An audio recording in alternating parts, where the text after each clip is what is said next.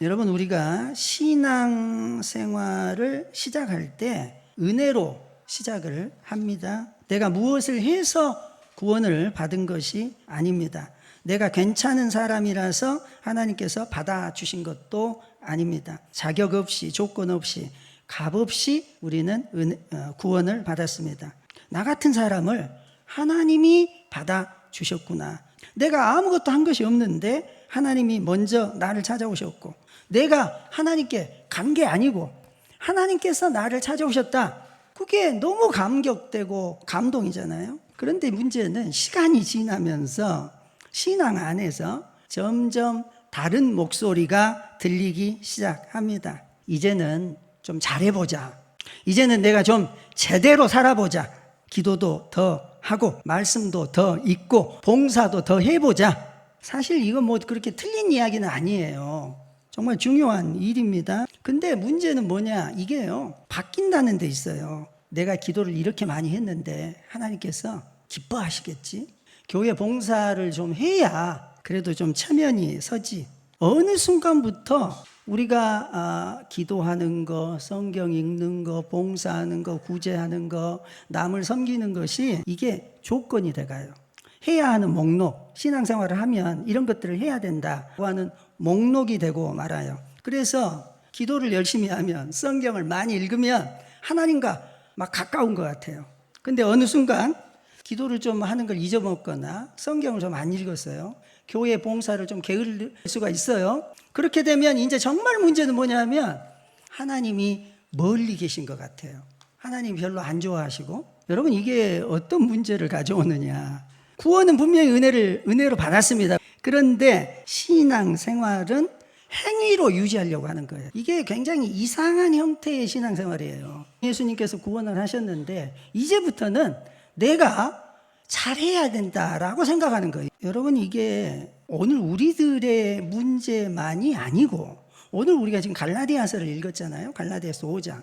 바로 그 문제를 다루고 있어요. 똑같은 문제입니다. 우리가 신앙생활을 진지하게 잘 해보려고 하면 할수록 부딪히는 문제. 은혜로 시작을 했는데 그 은혜가 점점 목록이 되고 의무나 책임이 돼가고. 여러분, 이 갈라디아 교회는 어떤 교회냐? 바울이 전도 여행을 갔습니다. 그 첫 번째 여행한 지역이 갈라디아 지역이에요. 어렵게 교회들이 다 세워진 지역이 갈라디아 지역이라고 하는 곳입니다. 이 사람들은 주로 이방인들이 많이 신앙생활을 하게 됩니다. 이방인 그러면 일단 구약을 잘 모르는 사람들이에요. 예수님을 믿고 교회에 들어온 사람들입니다. 그럼 바울이 그렇게 하고 이제 교회를 개척해 놓고 또 다른 데 전도 여행을 갔잖아요. 바울이 떠났어요, 그 교회를. 근데 그 교회에 누가 들어오느냐? 유대주의자들이 그 교회에 방문을 하게 돼요. 그리고 하는 말이 뭐냐? 야, 너희들 예수 믿는 거 잘했네. 그런데 그거 가지고 충분하지 않아. 그 음식도 좀 가려 먹어야 되고, 할례도 받아야 되고, 절기도 좀 지켜야 되고, 전통이란 거 상당히 중요해. 너희들이 구약을 잘 모르는구나. 율법을 지켜야 돼. 그렇게 말을 한 거예요. 이 교회에 와가지고. 그러니까 그 이야기를 듣던 갈라디아 교인들이 생각을 해보니까 꽤 그럴듯 하잖아요. 맞아. 신앙은 그냥 믿기만 하면 안 되고 더 뭘 좀 해야 돼. 예수 믿는 것으로 끝나는 게 아니고 거기다가 뭔가를 더 해야 되는구나. 할례도 받아야 되고 음식도 좀 가려 먹어야 되고 절기는 절기대로 좀 지켜야 되고, 이런 생각들이 들어온 거예요. 여러분, 우리는 얼른 들으면 이게 큰 문제가 없는 것처럼 들려요.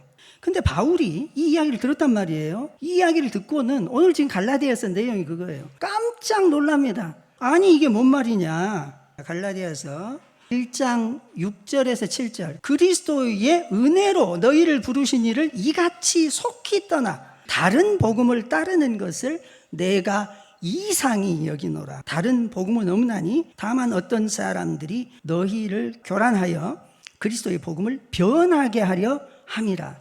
적당하게 신앙이란 게 좀 균형을 맞춰서 이렇게 살면 될 듯 보이는데, 바울 사도는 이것이 복음을 변질시키는, 교회를 심각하게 타락시키는 그런 걸로 봤어요. 이것은 보완된 신앙이 아니고 복음의 변질. 여기서는 무슨 표현까지 썼어요? 다른 복음이다. 이건 복음이 아니다. 그렇게 말한 거예요. 여러분, 왜 이것이 복음이 아니냐? 아니 예수님을 믿지 말란 것도 아니고 그러는데, 여러분 이게 심각한 이유는 이거예요. 예수님께서 우리를 구원하셨어요. 거기까지는 똑같아. 그렇죠? 우리가 구원받은 사람이야. 이제 거기다가 더하면 돼. 할례도 더하고 음식 규정도 좀 지키고 절기도 지키고 이런 식으로 가자는 거예요. 그런데 여러분, 예수님은 구원을 시작하신 분만 아니고 구원을 완성하신 분이에요. 예수님이 구원을 시작하기는 했는데 완성은 네가 해야 돼. 네가 이제 절기도 지키고 할례도 받고 음식도 좀 가려서 먹고. 여러분, 이것이 너무너무 심각한 문제예요. 여러분 생각해 보세요. 예수님을 어떻게 만드느냐? 시작을 하셨는데 완성은 못 하신 것이 되잖아요. 예수님이 구원을 완성하신 분이에요. 근데 예수님의 구원이 뭔가 부족한 것처럼, 그것이 충분하지 않은 것처럼 그렇게 변질시키는 거예요, 이게. 그래서 오늘 우리가 읽은 이 갈라디아서 5장 본문에 가면 바울이 이제 이렇게 말해요. 그리스도께서 우리를 자유롭게 하려고 자유를 주셨으니 그러므로 굳건하게 서서 다시 종의 멍에를 매지 말라. 여러분, 이 자유라고 하는 게 뭐냐? 하나님께서, 예수 그리스도께서 십자가에 이루신 바로 그 구원입니다. 그 구원이에요. 이게 신앙의 마지막 단계. 우리가 신앙생활 열심히 하다 보면 정말 자유 때가 있을 거야. 그 거짓말이에요, 여러분. 우리는 이미 자유를 받았습니다. 우리는 이미 자유를 받았습니다. 그래서 자유라고 하는 것은 신앙의 목표가 아니고 신앙이 시작하는 출발점이다, 그 말이에요. 우리에게는 이미 자유가 주어졌다. 그래서 바울은 말해요. 그 자유 위에서 시작해라. 이미 자유를 선포하라는 거예요. 여러분, 여기 갈라디아서에서 이 그리스도인들이 자유를 얻었다는 말을 할 때 이 자유라는 말을 이 갈라디아서 안에서 정확하게 뭐 마음대로 해도 된다는 그런 자유가 아니고, 여기서 이 자유는 뭐냐? 이 죄의 형벌, 그리고 저주, 심판, 죽음. 여러분, 우리는 죄 아래 있기 때문에 반드시 심판받고 죽을 수밖에 없는 운명들, 우리는 다 지옥으로 갈 수밖에 없는 운명들, 그거 항상 두려워하는 얽매여 있는 사람들인데 예수님의 십자가로 이게 다 깨진 줄로 믿습니다. 갈라디아서 3장 13절, 그리스도께서 우리를 대신하여 저주를 받으셨다. 그래서 우리가 받아야 될 심판, 우리가 받아야 될 형벌, 우리가 받아야 될 그 정죄를 그리스도께서 다 감당하셨다. 그렇게 말하고 있어요. 그래서 우리는 자유한 거예요. 죽음으로부터, 위협으로부터, 두려움으로부터 우리는 자유한 것입니다. 할렐루야. 뿐만 아니고 갈라디아서가 자유하다라고 말할 때 갈라디아서 4장 5절, 우리는 아들의 명분을 받았다는 거예요. 종과 아들을 비교합니다. 우리는 종이 아니다. 종은 묶여있는 사람, 자유가 없는데 아들의 자유를 우리는 받은 거예요. 하나님과 언제든지 가서 만날 수 있고 함께 동행하는 자유예요. 아들의 자유야. 그래서 정죄에서 풀려난 자유, 아들의 관계로 들어간 자유. 여러분들, 우리가 실수가 있고 과거에 잘못들이 있을 수 있어요. 그것을 십자가에서 다 가져간 것을 믿으시기 바랍니다. 그걸 또 끄집어내서 그걸 갖고 울고 불고 또 뭐, 여러분 왜 그리스도를 못 믿어 이거예요. 그리스도께서 십자가에서 다 이뤘다라고 말씀하셨잖아요. 할렐루야. 우리가 자유를 받았는데 다시 혹시 내가 지옥으로 가지 않을까? 여러분, 우리는 이미 자녀인데 종처럼 살아요. 다시 하나로 다시 살아요. 그거 하지 말라 이 말이에요. 갈라디아서에서. 여러분, 그러다 보니까 이 사람들이 하나님을 또 만족시켜야 되겠다고 생각하니까 다시 율법으로 돌아가는 거예요. 불안하니까.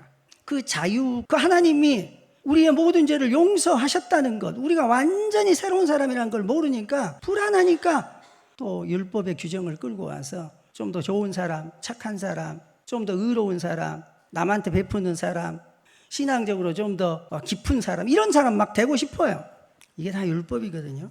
갈라디아서 5장 2절 4절 이런 말씀합니다. 너희가 할례를 받으면, 그 율법 아래로 또 들어가면, 예수님 믿었는데 이제 할례 받고 절기 지키고 그게 더 낫지, 이렇게 말하는 사람들의 이야기를 들으면 어떻게 되느냐? 그리스도께 너희는 아무 유익도 없는 거다. 그게 뭐냐? 율법 안에서 의롭다라고 하는 것을 얻으려는 것이고, 그렇게 하는 순간 여러분 굉장히 심각한 이야기를 합니다. 그리스도에게서 너희가 끊어진다, 이렇게 말하고 있어요. 그게 바로 은혜에서 떨어진 자들의 행동이다, 이렇게 말합니다. 우리는요 굉장히 착각을 하는 거예요. 우리가 율법으로 돌아가면 더 진지해졌다고 생각할 수 있잖아요. 음식도 잘 가려서 먹고 절기도 지키고 그 자체가 나쁜 것들은 아닙니다. 그런데 이게 정반대 방향으로 가요. 내가 그렇게 했다는 거죠. 내가. 겉으로는 경건해 보이는데 실제로는 예수님을 밀어냅니다. 겉으로는 순정하는 것 같은데 은혜를 떠나고 있어요. 겉으로는 좋아지는 것 같아요. 그런데 다시 종의 자리, 노예의 자리, 그 형벌의 자리로 내려가는 것입니다. 성경은 일관적으로 계속 이야기하는 게 뭐냐면 율법 자체가 악하다고는 말하지 않아요. 근데 율법의 용도가 뭐냐? 죄를 깨닫게 하는 거예요. 뭐가 죄인지 그것을 알게 하는 게 율법이에요. 그 이상의 용도가 아닙니다. 죄를 알았으면 그리스도께로 가라 그 말이에요. 아멘. 근데 사람들은 그 율법을 의지해요. 그러니까 이게 악한 것이 되는 거예요. 여러분, 오직 우리가 의지할 분은 예수 그리스도뿐 줄 믿습니다. 근데 참 이상한 것은 왜 이렇게 자꾸 행위로 돌아가느냐? 우리가 행위로 돌아가는 이유가 뭐라고 말하느냐? 그게 육체라고 하는 거예요. 육체. 바울이 육체라는 말을 쓸 때 이것은 하나님 없이 스스로 뭔가 해보려고, 자기를 의롭게 만들어 보려고 하는 그 모든 열심과 노력, 그걸 타락 본성이라고 해요. 그것을 가리켜서 육체, 그렇게 말하는 것입니다. 쉽게 말하면 내가 중심이 돼서 사는 삶이에요. 이걸 그냥 육체라고 말을 한 거예요. 갈라디아서 3장 3절에서 뭐라고 이야기하느냐? 너희가 이같이 어리석냐? 성령으로 시작했다가 이제는 육체로 마치겠냐? 예수님이 구원을 시작을 했는데 구원의 완성은 내가 하겠다는 거예요. 내가. 여러분 이해되셨나요? 왜? 예수님이 시작하신 일을 예수님이 완성해야지. 거기에 왜? 내가 예수님보다 더 뛰어난 게 뭐가 있다고? 내가 죄인이라고 고백해놓고 예수님 자리를 밀어내고 내가 내 구원을 완성해 보겠다고 하는 것입니다. 이게 육체예요. 그래서 갈라디아서 6장 13절에서 사람들이 육체를 자랑한다, 이런 표현을 쓰고 있어요. 그게 자랑이에요. 자랑. 육체라고 하는 게 자기가 자랑할 것들, 다른 사람 보라고 자랑이 된다 그 말이죠.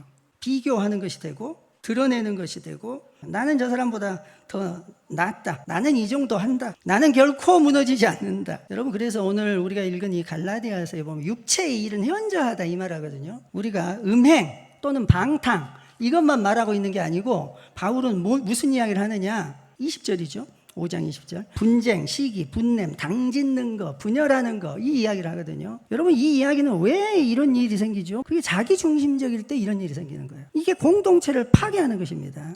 그 육체라고 하는 것은 그냥 혼자 잘못되는 게 아니에요. 교회 자체를 파괴합니다. 내가 중심이 되면 다른 사람들과 비교할 수 있어요. 그리고 또 시기하게 되죠. 육체의 문제는 그래서 단순히 개인의 문제만이 아니고 교회를 깨트리는 것입니다. 그래서 바울이 오늘 5장에서 결정적인 이야기를 해요. 5장 16절 함께 읽어봅시다. 내가 이르노니 너희는 성령을 따라 행하라. 그리하면 육체의 욕심을 이루지 아니하리라. 갈라디아 교회의 문제를 보면서 바울 사도가 뭐라고 말한 거죠? 성령을 따라 행하라. 성령을 따라 행하라. 여러분, 신앙생활은 뭐냐면 우리가 율법으로 다시 돌아가는 게 아니고 성령을 따라 행하는 데 있어요. 우리는 흔히 내가 무엇을 해야 될까 이런 생각을 그냥 습관적으로 잘해요. 이게 우리가 세상에서 지금까지 교육받은 거예요. 네 어떻게 살래? 뭐 할래? 그래서 내 계획이 있어야 돼. 그래야 잘 사는 거예요. 그런데 여기서 정말 놀라운 게 내가 뭘 할까? 이런 질문 하지 말라는 거예요. 진짜 신앙은 뭐냐 하면 내가 뭘 할까요 하나님? 내가 무슨 계획을 세울까요? 이게 깨지는 게 신앙이에요. 세상과는 완전히 틀리잖아요. 그럼 목사님 어떻게 살아요? 여러분 믿으세요. 하나님이 계획표를 주세요. 성령을 따르라 그러잖아요. 따르라. 계획은 하나님이 세우는 거고, 계획은 예수 그리스도께서 세우시는 것이고, 우리를 인도하시는 분이 성령님이세요. 하나님의 계획이 있어요. 하나님의 계획. 근데 무슨 계획을 세우고 있어요 지금? 우리가 신앙을 착각하면 안 돼요. 여러분, 이 차이가 너무너무 큰 거예요. 내가 뭘 할까? 이걸 습관적으로 하고 있다면 습관적으로 내려놔야 돼. 내가 뭘 하려고 하지 말고 주님께서 무엇을 하시려고 하시냐. 내가 뭘 해야 되고, 내가 뭘 지켜야 되고, 내가 뭘 보여줘야 되고, 내가 뭘 완성해야 되고. 이게 육체라고요. 그게 육체의 소욕이라는 거예요. 아니 목사님, 나 좋은 계획 세우려고 하는데, 좋은 계획이냐 나쁜 계획이냐 그게 문제가 아니에요. 내가 하려는 모든 것이 다 죄예요. 그게 뭐가 되든 중심에 내가 있으면 그게 죄라고요. 중심은 누가 돼야 되는데 예수 그리스도가 중심이라고 말하잖아요. 예수님이 주인이라고 말하잖아요. 우리의 삶의 목적, 목표는 예수 그리스도라고 우리가 말하잖아요. 그래서 성령을 따르라는 거예요. 이 성령이 누구냐? 예수 그리스도의 영이시니까 그런 거예요. 예수님 있는 대로 우리를 인도하시는 분이 성령님이시니까 그런 거예요. 그래서 신앙이라고 하는 것은 내가 하나님을 위해서 무언가를 해내는 삶, 이거 아니다 그 말이에요. 내가 하나님을 위해서 뭘 해요? 인간의 제일 된 목적, 하나님을 기쁘시게 하는 거예요. 아니라고 했잖아요. 하나님을 기뻐하는 거라니까요. 하나님이 계획을 세우셨어요. 좋은 계획을 가지고 계세요. 그게 우리의 기쁨인 거예요. 그래서 하는 말이 순종이란 말이 그래서 나오는 거잖아요. 순종. 성령께서 역사하시면 우리가 가는 길은 따라가는 길, 순종하는 길이에요. 이 성령을 따라간다라는 말이 구체적으로 그럼 뭡니까? 성령을 따른다는 게 목사님 뭐예요? 우리는 성령을 따라간다 그러면 성령께서는 뭐 어마어마한 일들을 하시잖아요. 불가능한 일들을 하시고 극적인 체험을 주시고 물론 그렇게도 성령은 역사하세요. 그런데 본질이 있어요. 성령의 본질. 이거 떠나면 그게 아무리 극적이고 놀랍고 불가능한 일이 막 이루어져도 성령의 역사가 아닌 것들이 명확하게 있습니다. 성령은 방향이에요. 방향. 어디로 인도하시느냐? 그리스도께로 인도합니다. 성령의 역할, 이게 요한복음에서 하는 이야기거든요. 성령을 따라가면 우리는 어디를 가게 되느냐? 예수님이 계신 자리, 예수님과 함께하는 자리, 그곳으로 가게 되는 거예요. 그 예수님의 말씀이 우리들에게 깨달아지고 알게 되고 그렇게 되는 게 성령께서 하시는 일이에요. 그래서 성령은 예수님께로 우리를 인도하는데 성령의 가장 그 기본적인 사역, 이 사역을 벗어나면 놀랍다고 해서 성령의 이야기예요. 그럼 무당들도 귀신을 쫓아낸다고요. 그래서 성령은 말씀을 말씀되게 하시는 분이에요. 예수님을 믿게 하려고 성경을 우리에게 주셨다고 하잖아요. 그 성경을 볼 때 어떻게 깨달아져요? 이 말씀이 성령께서 깨닫게 해주시는 거예요. 성령. 그래서 성령의 사역은 그 말씀이 그리스도의 말씀이라는 것을 깨닫게 해주시는 사역을 하시는 것입니다. 그래서 성령은 반드시 말씀을 통해서 말씀 안에서 말씀의 능력을 보여주시는 분이에요. 말씀이 들려질 때 어떤 일이 생겨요? 내가 옳다고 생각했던 거 그게 흔들리는 거죠. 내가 붙들고 있던 거, 내가 자기 의로 생각하고 있던 거 말씀을 들을 때 내가 잘못 생각했네. 그게 성령께서 깨닫게 해주시는 거예요. 성령의 역사가 아니면 그걸 어떻게 깨달아요? 우리가 성경을 통해서 읽다가 이 말씀이 나에게 주시는 말씀이구나 라고 내가 알게 되는 것, 그 말씀을 하나님의 말씀으로 듣게 되는 게 다 성령의 역사예요. 그래서 성령의 역사는 우리들에게 처음에 어떻게 시작이 되느냐? 회개로 시작하죠. 회개. 그 말씀이 나를 찔러요. 내가 이렇게 부패한 자구나, 불가능한 자구나, 못된 자구나, 내 중심성을 완전히 깨트리신 말씀으로. 그래서 성령의 역사 속에 들어가면 말씀이 깨달아지고 그리스도가 중심이 되고 그리스도만 커 보이는 거예요. 나는 보이지 않고 나는 사라지고 나는 덮어지고. 이 성령이 강하게 역사하면 지금 갈라디아서 5장에서 성령의 열매에 대한 이야기를 해요. 오직 성령의 열매는 사랑과 희락과 화평과 오래 참음과 자비와 양선과 충성과 온유와 절제다. 여러분 여기서 이런 것들을 맺으라 그런 말이 아닙니다. 열매라는 말을 썼어요. 이게 성령의 열매다 라는 말은 뭐냐? 열매는 저절로 맺는 거예요. 그 나무가 뿌리를 땅에 받고 있으면 그리고 그 가지가 나무에 붙어 있으면 열매는 저절로 맺는다 이 말이에요.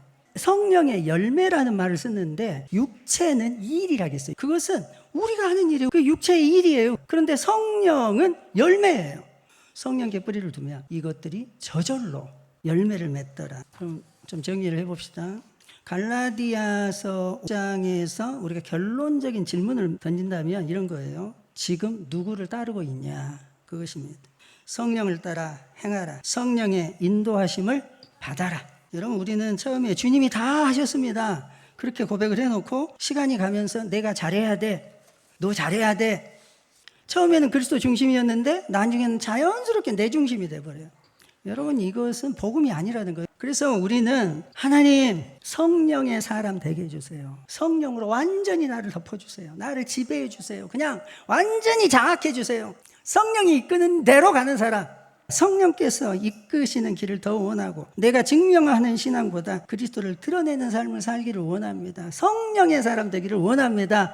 할렐루야.